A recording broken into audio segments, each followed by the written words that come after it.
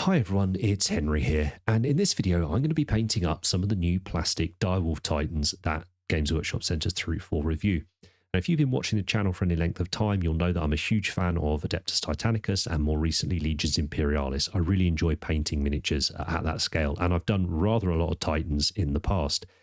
This new plastic kit, I'd had a go at painting the resin. I didn't really enjoy it. I never finished it. So it was a good opportunity to revisit what I think is a cool design, and the new tweaks they've made with the plastic kit I think are a definite improvement.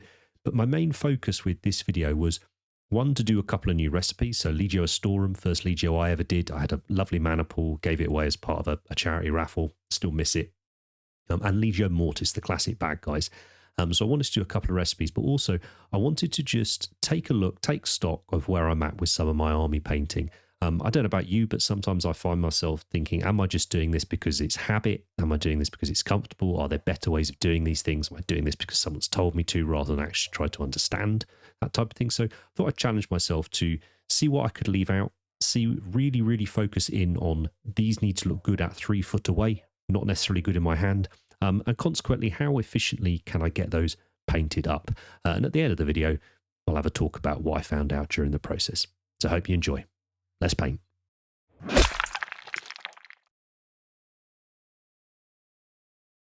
And before we get to the actual painting itself, I think there's a couple of things to look at. There's sub-assemblies, but in particular, planning. If you're going to be painting the Titans, there's quite a lot of elements to them in the sense, or there's not elements, there's relatively few elements, but there's quite a lot of parts, particularly panels and things like that. So sub-assemblies is quite important. So I put it together as much as I can, but there's a lot of panels, and I find those much easier to paint off the model wherever possible. So this is a little trick I picked up off Ben, our commissions chief, to use this Oasis foam. Just pop stuff on cocktail sticks and you stick them in there and use them. And I've used it on quite a lot of projects recently, and I found it very helpful. So just got things separated out, and having a plan is essential, the order I'm going to do things in. So I want to get the skeleton done first. I'm starting off with a nice dark silver colour. This is Exhaust Manifold by Metal Colour Series by Vallejo. Thinned it, I don't know, 1 drop of thinner for every 2-3 drops of paint, and I always add a little dot of Flow Aid in with my Metal Colour Series. I find otherwise it beads a little bit on the surface. Now I want a really light silver, so for this I'm using a light Drybrush metal by Ammo MiG, and just nice level of distance between the two, so very dark one, very bright on the other one. Just nice little bit of contrast, super simple. And then you can see here, particularly on where you've got the sort of curved bits, I don't know what you call it, the bit that holds the gun at the top, we can get some nice sort of light and dark going on there as well, rather than just the edges. So simple technique here, dark and light, bit of dry brushing, nothing groundbreaking, but gets a nice effect very simply. And then something I've started doing the last, I don't know, year or so, is adding an additional stage to a lot of my metals, which is I suppose a traditional acrylic wash. I always just used to use oils on my metals, and sometimes I found I didn't quite get the depth I wanted from them. And I found that adding an acrylic wash into the process along with the oils was really useful. And my current favourite one is a mixture of Lahmian medium, so an acrylic medium, with Rattling Grime, which is a contrast paint. So it's roughly a 50-50 mix, and then I let it down with a little bit of water, so it's a thinner wash. And then, slap this all over the metals. I love the colour that it gives them, particularly on the silvers. But also, again, it adds that nice bit of contrast by making sure the shadows and the recesses and everything are really nice and dark. So this is something that, as I said, I haven't done on my original Titans, but it's something I've since introduced into my painting sort of toolbox or workbook, whatever you want to call it. So I'm taking the opportunity to do it on these new ones. Although I'm slapping it all on, if there's any areas where it's really pooling, I'm using my brush to wick up that excess and then just wipe it off on a bit of kitchen paper.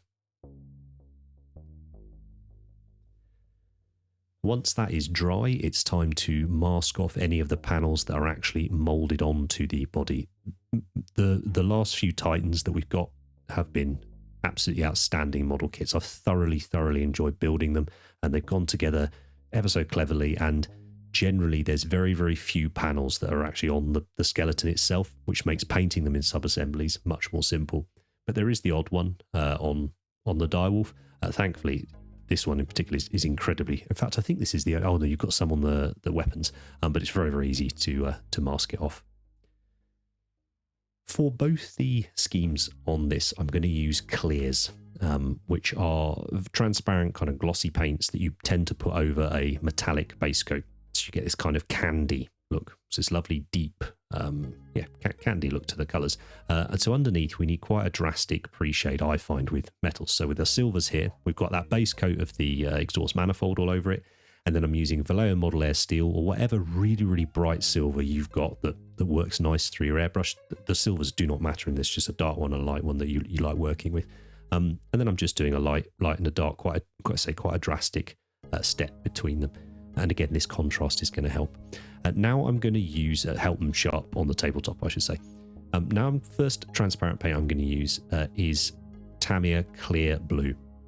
So we need to use a Tamiya thinner with this, X20A thinner. It's a solvent-based thinner because it's a solvent-based acrylic paint. It's got water and it's got isopropyl or something like isopropyl in the mix. So we need to thin it with that same mix. And you apply a nice light coat, thin coat, let it dry, and then start applying more and more. Now I'm spraying here about 20 to 25 PSI. I'm using our Harder and Steenbeck Signature Series Cold Paint Evolution for this. I just wanted to say quick thank you to those of you that support us over on Patreon. You guys are allowing myself and Andy now to do this full-time, both of us, which means we're producing stuff here each week, producing stuff on Patreon each week, and then we can start doing all these other projects like the upcoming paint line, the painting competition, all that. And if it wasn't for you guys, we genuinely couldn't do it. So we massively, massively appreciate all of you. Now, here you can see the different coats. So on the left, we've got one coat, then you've got 2 coats of the blue, 3 coats of the blue, and then 4 coats of the blue. So you can see the first few times that you don't really notice much of a difference, but all of a sudden you get this beautiful, deep, glossy, candy look, and I absolutely love it. And I think it's hugely impactful for tabletop stuff. It just looks great on the board, sort of 3 foot away. In the end, I went for a 5th coat because I just wanted it that little bit sort of candy. Right. Of the yellow panels on Astorum, I'm going for a slightly more old school kind of look on the Astorum, and I love the bright yellow panels. So I've base coated them Mournfang Brown, which is a nice orangey brown colour. Then I'm going to use Tamiya Flat White to do a very, very simple pre-shade on here. Again, much like with the silver pre-shade, just really focusing on having super dark, super light, not much in between, and that sort of quite harsh contrast of value is quite effective. You know, on the board. It's less subtle in the hand. It's not really as satisfying, I don't think, but you can't deny the impact it can have on the table. And then you go, for those of you that enjoy me dropping things constantly, what are we in now? About 5 minutes in, and I've dropped the first thing on camera. For the yellow, I'm going to use Yriel Yellow. I only used this relatively recently on the Imperial Fist Dreadnought I did a few weeks back, and I'm astounded by the coverage of this yellow paint. Like, it's almost knocking out the Mournfang. Yeah, unbelievable. So actually, if I'm going to use this more, I need to get in the habit of thinning it down a little more. For a quick highlight on there, I'm going to use Flashgitz Yellow. And then if you've lost the shadow, like I have, and you want to bring it back, I'm going to go in with Seraphim Sepia by Games Workshop, and I'm just going to pump that shadow back up. I should say, for those of you that can't support us on Patreon for whatever reason, you lot over here with your likes, your subscribes, your comments, they make a huge difference, and I really appreciate them. I read all the comments. I value a lot your opinions. They're great, and the motivation is helps a lot too. So thanks for that. I always look forward to the premieres if I can make them on a Thursday. Now, I want to do hot rod flames. I've done these quite a lot, as you can see on here. These are like vinyl. What do you call them? Not stickers, masks. Stencils, that's the word, vinyl stencils. And these are from a brand called Anarchy Models. They're a UK brand, and as you can see, these ones are the hot rod flames. As I said, I did a fairly large Astorum maniple, so I've used quite a lot of them. But they're very simple to use. They're just tacky little, they've got a bit of tack on the back, and they're just little stencils. So place them on where's good.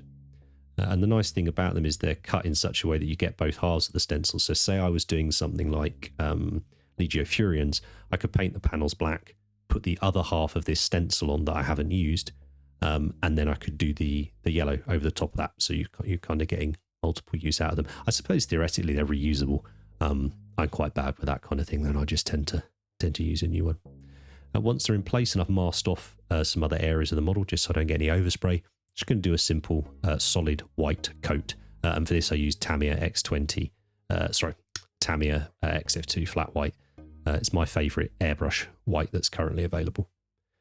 Now I gave that a coat of the Yriel Yellow, and then to give it that nice sort of old school orange and red fade down to the bottom, I'm going to use a little bit of Gryphound Orange contrast paint. I don't tend to thin the contrast paint, as it were, but I do tend to put a drop of airbrush thinner in there just to add those properties in so it airbrushes a little smoother. To build that up in a couple of layers again, and there is a lot of airbrush work on these, there's no getting away from that, but they suit it. A simple dry brush on the skeleton, a nice bit of airbrush work, some neat trim. There's really not much more to painting Titans.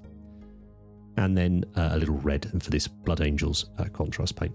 So again, I'm always spraying 20 to 25 psi when you see me using my airbrush, except in a very few cases, one of which will be coming up shortly. And once that was been laid on, I've not waited for this to dry, I've not got the hairdryer on it or anything like that. You can just start peeling it off. And I've certainly discovered since I've been filming, oh, how unprofessional. Oh, unbelievable. Dropping the models, leaving my phone on. Shocking. Yeah, I've been finding since filming, I notice quite a lot of stuff because you're really staring at it either under the camera or obviously when you come back and edit it. Like little things like stray hairs, bits of fluff, bits and bobs like that. So I always have tweezers, and it's particularly because I'm airbrushing, so I've got particulate in the air and stuff. I find having a pair of tweezers just off to the side really, really helpful. And there we go. That's satisfying, isn't it? Peeling it off like that. I just love how this looks. I know it's not everybody's cup of tea, but yeah, it's the reason I chose to do them when we first had them. Titanicus come out. And then once they were dry, just gave everything a gloss varnish, and this is in anticipation of the decal stage. I know it looks really, really glossy, but the gloss varnish again will just help to protect anything from that solvent that's in the decal solutions as well. Once that was done, and I'll link up to the top how we do our decals, it was time to do the gold trim. Now, I have painted all the trim in black. It is still a stage I think is worthwhile. Again, our commissions chief Ben doesn't, so I left certain areas where I hadn't blacked it out, where it was maybe just metal, to see if it made much difference. I think it makes a difference, but anyway, your mileage may vary.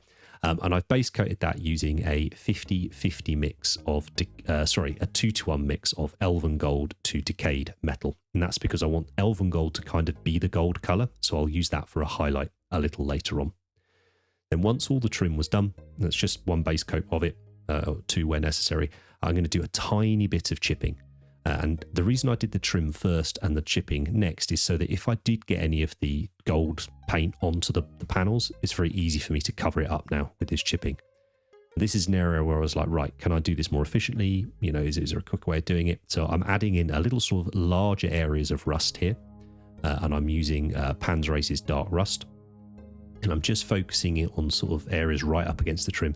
One of the issues I have with stuff at this scale is painting in chips that make sense. Typically, if we sponge stuff on, that's kind of more like shrapnel or a bit of mud or whatever. Those would be huge, on these Titans if we scaled them up. So I'm not entirely sure where I stand on it. I think painting it like this and then using some filters and stuff gives the same idea as if you had sponged it and chipped it up and stuff. But you can look at that on my larger, on some of the other Titans I've got that we'll look at the end of the video. Now for the oil wash, so this is the second stage, I guess, of the weathering. So this is in addition to those painted on acrylic chips. I'm going to use a brown, and this is called Shadow Brown by Absalom 502. And I'm thinning that down using normal mineral spirits. So just white spirits, we call them here in the UK. I got these from the DIY shop. Typically, if I'm painting for myself for any length of time, I will use an odorless artist grade thinner, something like Sansador by Winsor & Newton. It's much more pleasant to work with. But white spirits just from the DIY shop dry much quicker. So for when I'm filming, they evaporate quicker. They are more useful for me when I'm filming. Now I tested it out on a piece of plastic card there. I want a thick wash here, and it wasn't thick enough for me there. That's typically the consistency I will use most times.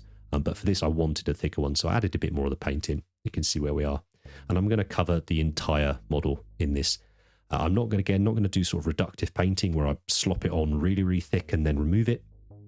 But I'm going to make sure that it's thick enough that it runs into all the panels and makes them nice and dark, but also that it slightly stains all of the flat surfaces. I'm going to try and pull my paintbrush down top to bottom as I'm doing it whenever I'm on those panels, just to start introducing streaks. So it's kind of a sort of 1 or 2 stage way of trying to do lots of streaking on the panels. I say trying to give the idea that they are weathered and chipped and all the rest of it, but without having to paint everything in individually. And I'm putting it all over the skeleton as well, because I think it all adds to the effect, doesn't it? So the next clear paint I'm going to use, next lacquer paint I'm going to use, this is by Ammo MIG. And I've not used this brand before. I've used Tamiya clears loads for over a decade now. I have never used this one by MIG. So I had a quick look at the manufacturer's guidelines on the back, and other than the usual health warning stuff, which I don't mention in these videos, but obviously you're all, adults watching this. You should be wearing a proper quality mask. You should be ventilating the space that you're working in. You don't want pets or children or anything like that in the other people. Be responsible. But ultimately, it's your call whether you use this stuff or not. And the only difference to applying it, other than the clear blue, was that I didn't thin it because it told me not to, and I sprayed it at 12 psi because it told me to. That's it. Everything else is the same. 5 coats, and that was good to go. For the black panels, just a simple black base coat. And then the first highlight, I've done a 50-50 mix of Corvus Black and Incubi Darkness. And I was just showing you there on the screen the sort of area I was going to aim for where the light was hitting it. And then I added in a little bit of Vallejo pale blue grey to that mix. I think it was approximately 3 drops of the Corvus, 3 drops of the Incubi, and then 1 drop of the pale blue roughly got me here. But I didn't note it down because I was only doing it for this Titan. But if I was army painting, I would make sure I note down the mix and added that highlight in. And I think it's a lovely, lovely black. And I may well look at using that black on, to be honest with you, I may well look at using this entire recipe on some Chthonian Headhunter stuff coming up. And then it was time to go and paint in the trim. And the lovely thing about Legio Mortis is most of it's already black. So it's just the odd panel where we need to go in. But you can see there, that's 5 layers of the transparent red over the silver base coat. And it's beautiful. It's as nice as Tamiya clear red. That's it really. Nothing groundbreaking. Just sort of, it was fine. I like them as a brand, MIG, so I tend to buy their new things when they come out and try them out because I think they do fantastic work for the community, and the products that they produce I think are generally very high quality, so I'm always happy to try out their stuff. And then for the trim on this, it's just a 50-50 mix of Necro Gold and Decayed Metal, both by scale 75. Again, this is because I want Necro Gold to be my final highlight a little later on. You might be noticing on some of these panels, there's this weird fuzzy stuff and lines and all the rest of it. This is something I'm going to address in future videos because I'm finding it's happening with quite a lot of Games Workshop kits I'm getting at the moment. And it is very frustrating. You can fix it, but it's disappointing, and I have fed that back. And I would encourage you to as well, if you find that when you're getting them, you're getting these almost like stress marks in your plastic, which when you then prime it or paint it, you get these weird differences in texture and all the rest of it. I'd encourage you to contact them about it because it's not really much fun, and there's no need for them to be like that. And then you saw me just doing a bit of that chipping the same way. This time I used Rhinox Hide because I wanted a bit more red in the brown because I thought it would look nice on the black surfaces. And then there's really just a couple of extra details. So I've used steel again to paint the pistons, just to give a bit of interest. The void shields and any sort of weird energy bits on it, I'm going to do like this. So I'm base coating it Decayed Metal, giving it a little dry brush of Victorian brass, just so it looks different to the gold trim. And then I'm going to give it a wash using another scale paint. This is one of their fancy paints. It's practically an ink really. So I've just watered it down loads with just normal paint pot water. And then I'm going to wash that on. Huldra Blue it's called. It's just a nice little 3-stage recipe I've used for years, but I haven't used recently. So took the opportunity to here. And I did manage to get it in focus once when I was painting the void shields. So yeah, outstanding work. And then obviously the oil wash stage as well for the for Legio Mortis. I've split this up slightly because people have asked when I do multiple schemes in a video to keep them separate, but there's other than the panels, these guys are basically identical, so I've sort of done the bit in the middle where it's the individual schemes, but as I say at the start and the end, I'm just going to treat them as one model because I'm doing it the same way.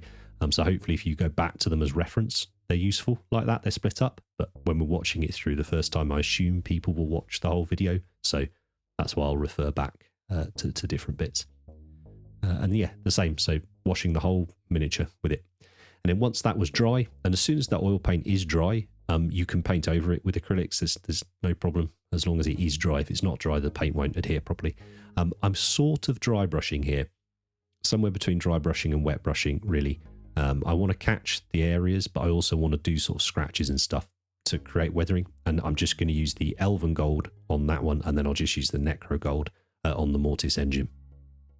As I say, so that's the sort of gold colour we like.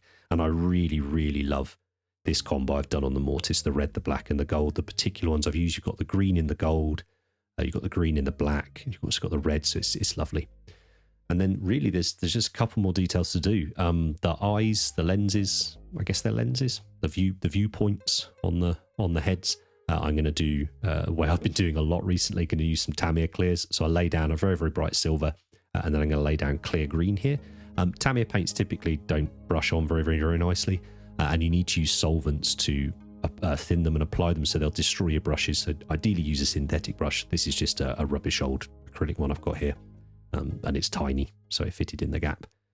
But yeah, I've just got a little bit of isopropyl in a dish, and I'm using that to thin the paint before I apply it. And I think I applied 3 layers. Key is waiting for it to dry in between, otherwise it goes tacky and you'll pull it and it'll look a bit weird if you do that. And then lastly, just a bit of sort of gimmicky weapons scorching, really just using Agrax, nothing more. As much as I'd like to go through all the colours and do this, that and the other, I was like, no, come on, keep it simple. Yes, I'm just spraying this neat through the airbrush onto the ends of the barrels to give a little bit of scorching there. Just want to make sure you, again, wait for this to dry before you apply the next layer of it, so you're not blowing around sort of drying paint. And there we go. That's us done. For the basing, it's the same as I showed in the Legion, Space Marine Legions video, so I'll link that up here. It's towards the end there. It's in the chapters if you just want to whisk it. It's very, very quick to do. So yeah, what do I think? Well, I can't deny that when I look at them on the desk, they look good. They're cool. I can read them. They're nice. I'm sure they'd show up well on the table, and that's satisfying. But I think for me, army painting, I think, means different things to different people. And for me, I have to enjoy the process a little bit more than I enjoyed for this. I really did feel like I was kind of just colouring in and just getting these done. And whilst if you want armies really quickly and they look really good on the table, and that's fine, then there's nothing wrong with doing it like this. But for me, I need a little bit more from the process itself. So when I look at them and I put them next to the Krytos ones that I spent a lot longer on, yes, I spent a lot longer on them, so they weren't as efficient, but my enjoyment factor was an order of magnitude above the actual painting of these. And really, it's as simple as nearly every stage just had additional steps. There was a lot more weathering. The trim had a lot more going on with it. I mean, that was largely it, to be honest with you. The skeleton I did a very, very similar way. Lenses a similar way, and that stuff. But yeah, these were taking me, gosh, maybe 3 or 4 times as long to paint. But I don't mind that in this case. I think I'm finding with the Legion stuff that certain pieces are worth taking a little bit longer with, and I think particularly Titans, I think, are worth taking the extra time on. I love how quick I'm getting the vehicles and stuff done for the solar and the infantry, and they look fine, and they die like to a stiff breeze. Everything dies in Legiones Imperialis. It's a lot of fun and horrendous, but I think I'd like to take a bit more time on these sort of centerpiece type models. But this is why I did this. I wanted to check things. I wanted to test that I wasn't just doing stuff on autopilot, and I feel confident now that I'm where I want to be with my level of army painting. And just looking forward to taking that forward across the year. So we're going to be doing more of the solar. You guys have been ever so kind about the Rust we did last week, saying you'd like to see more of that army. So my intentions are in about 3-4 weeks' time, hopefully, I'm going to have a video on where my solar are at, and I'll add in the recipes and stuff and the extras that I'm doing for those as well. But don't dislike these miniatures at all, and I think they're going to look great on the table, and we'll be playing with them in my little group anyway. So it's nice to have another couple to sit there on the shelf. If you've got any questions at all about anything I've done in the video, pop them down in the comments. I'd always get back to you as soon as I can. Thanks ever so much for all your support. Take care, and I'll see you next time. If you've liked any of the models in this video and you fancy having an army of them yourself, but perhaps you don't have the time or wherewithal to get it done, consider dropping us an email at commissions@cultofpaint.com, and maybe Ben can sort you out.